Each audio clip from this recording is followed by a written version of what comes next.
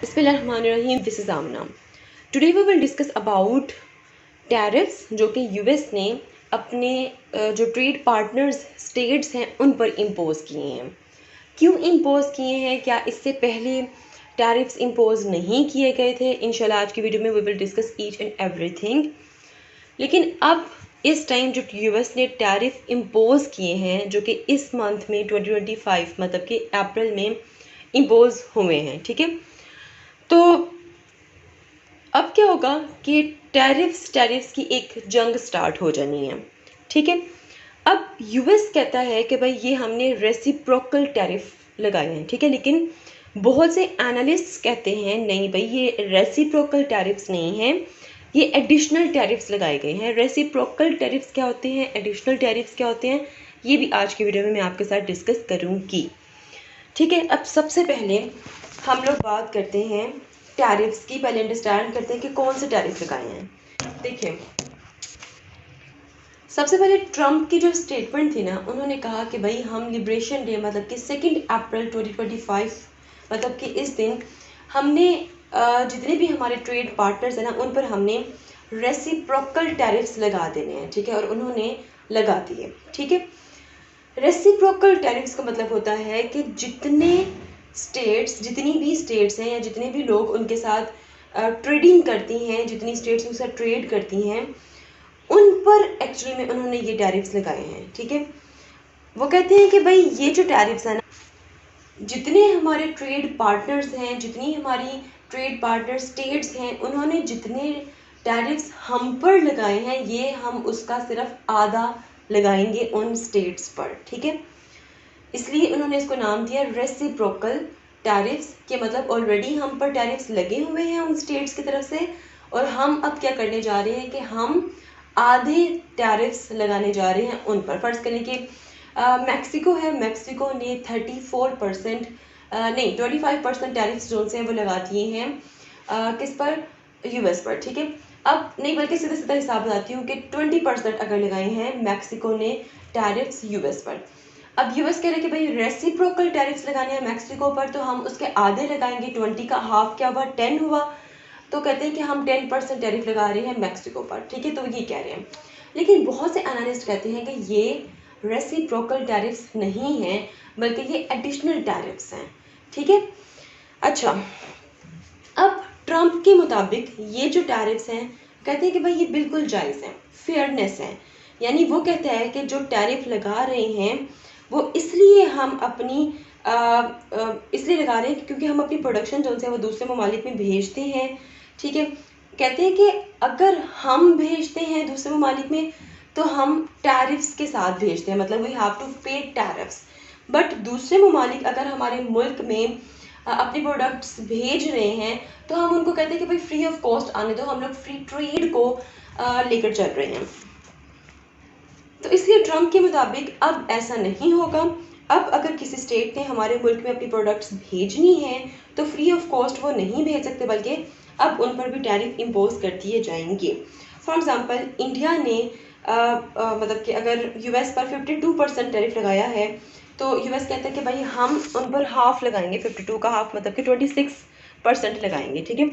इसी तरह वो कहते हैं कि अगर चाइना ने 68% टैरिफ्स हम पर लगाए हैं तो हम लोग 34% लगाएंगे, ठीक है। यहाँ तक बात क्लियर होगी।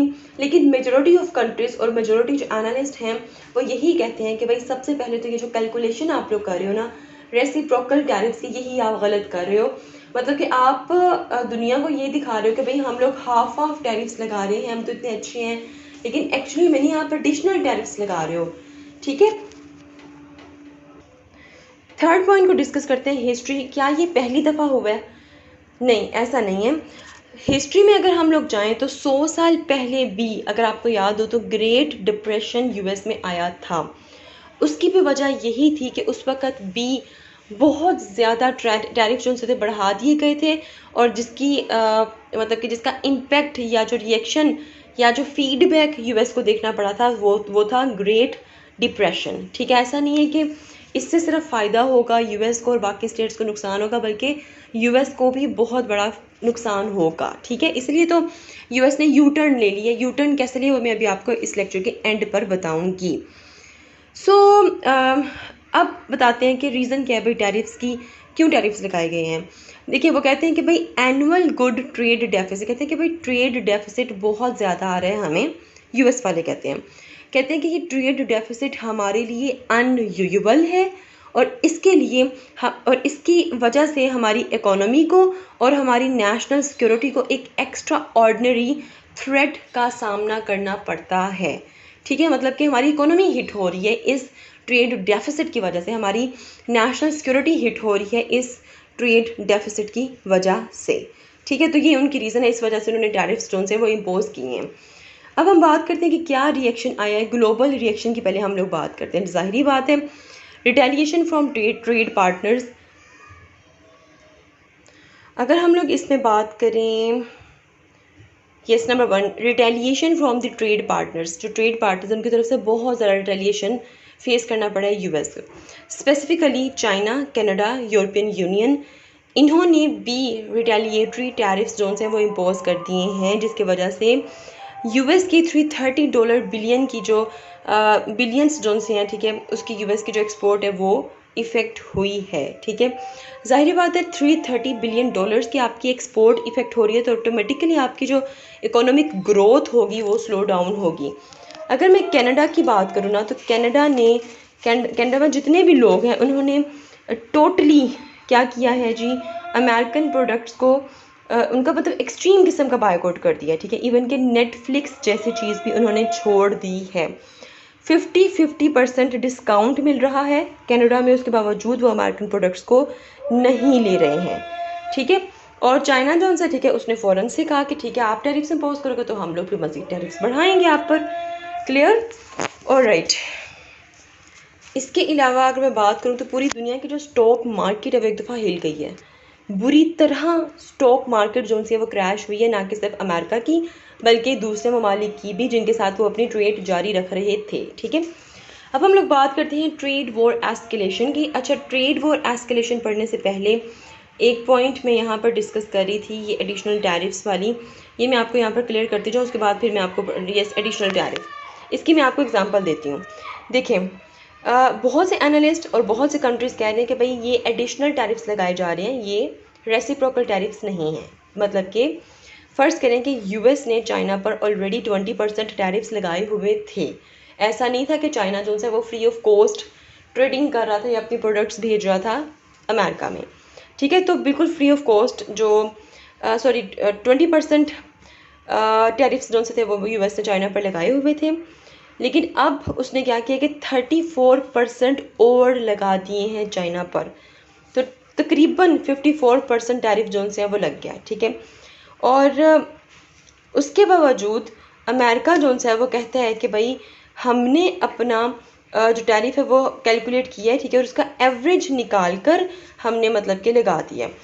तो ये एक तरह से एडिशनल टैरिफ है, ये रेसिप्रोकल टैरिफ नहीं है। ठीक है, ओके जी, आगे चलते हैं।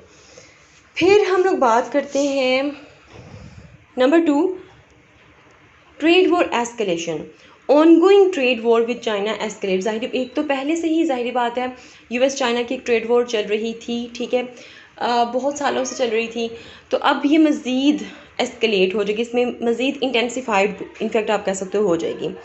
With baseline tariffs on Chinese imports rising to on effective 145% after April 9, 2025। ठीक है, मतलब उन्होंने बता दिया कि भाई हम इतने परसेंट टैरिफ्स जो से वो बढ़ा देंगे 9 अप्रैल के बाद। ठीक है, ओके।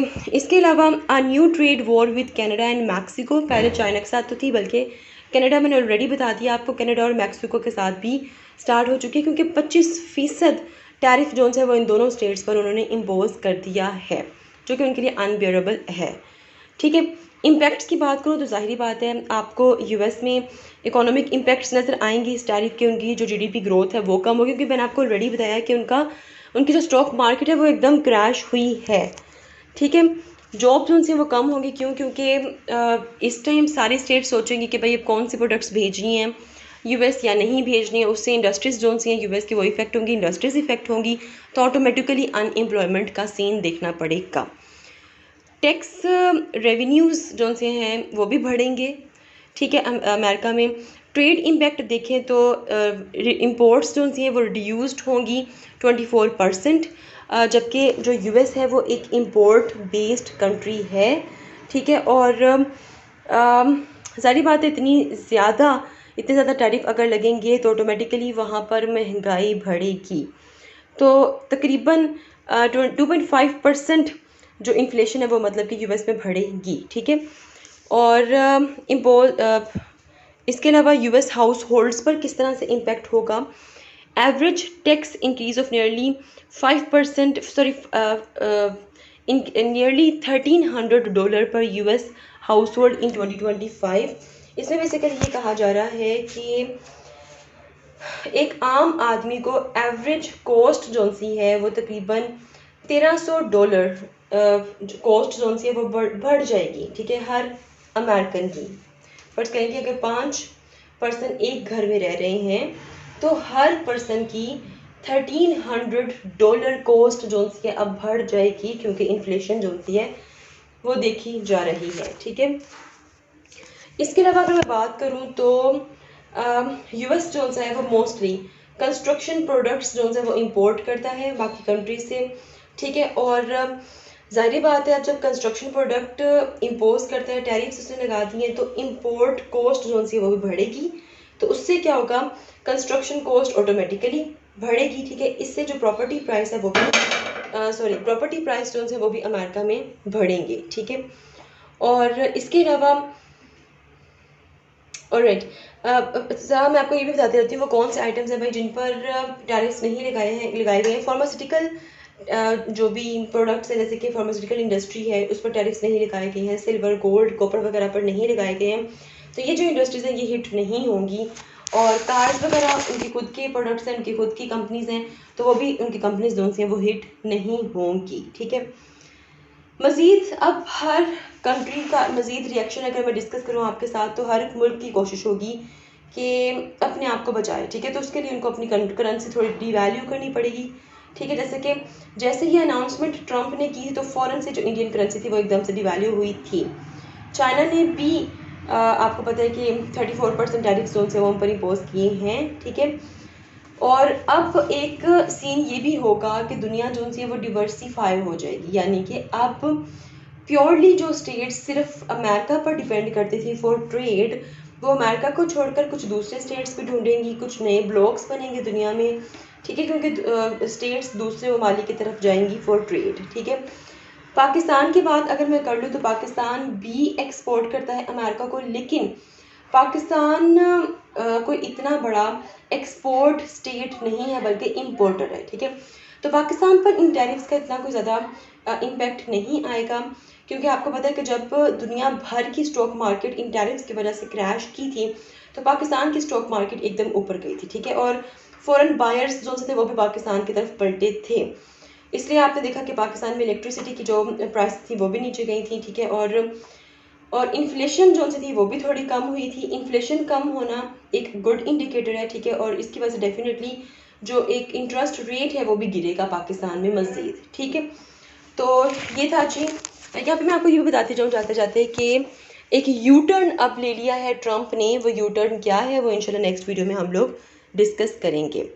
मिलते हैं नेक्स्ट हॉट इशू के साथ। अंटिल देन मुझे अपनी दुआ में याद रखिएगा। स्टे ट्यून्ड एंड अल्लाह हाफिज़।